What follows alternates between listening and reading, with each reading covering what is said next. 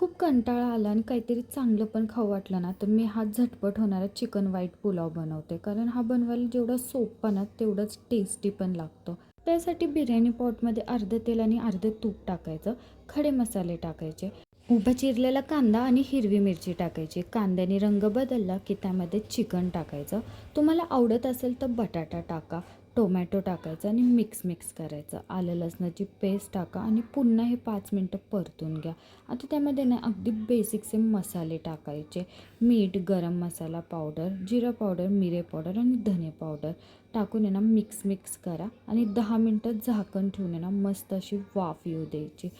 त्यानंतर आहे ना थोडंसं पुदिना आणि कोथिंबीर टाकायचं. लिंबाचा रस टाका. 2 मिनटासाठी ते पण परतून घ्या. आता तुम्ही जेवढं तांदूळ घेतलं आहे ना, तांदळाच्या दुप्पट गरम पाणी त्यामध्ये वापरायचं. पाणीला उकळी आली की अर्धा तास भिजवलेले तांदूळ त्यामध्ये टाकायचं. टाकलेले तांदूळ एकदम मिक्स करा आणि मस्तपैकी झाकण ठेवून आहे ना पुलाव हा शिजू द्यायचा. ह्याला ना जास्त वेळा हलवायचा नाही बरं का, नाही तर ना तांदळाचा तुकडा होतो. आणि तांदूळ आहे ना 80-90% शिजला की मस्त आहे ना हा तव्यावर ठेवायचा आणि दम द्यायचा, म्हणजे अजूनच हा टेस्टी लागतो. मस्त झटपट होणार आहे ना पुलाव नक्कीच एकदा ट्राय करा आणि माझ्या चॅनलला फॉलो करायला विसरू नका. पुन्हा भेटूया अशाच नवीन व्हिडिओसोबत. तोपर्यंत बाय बाय.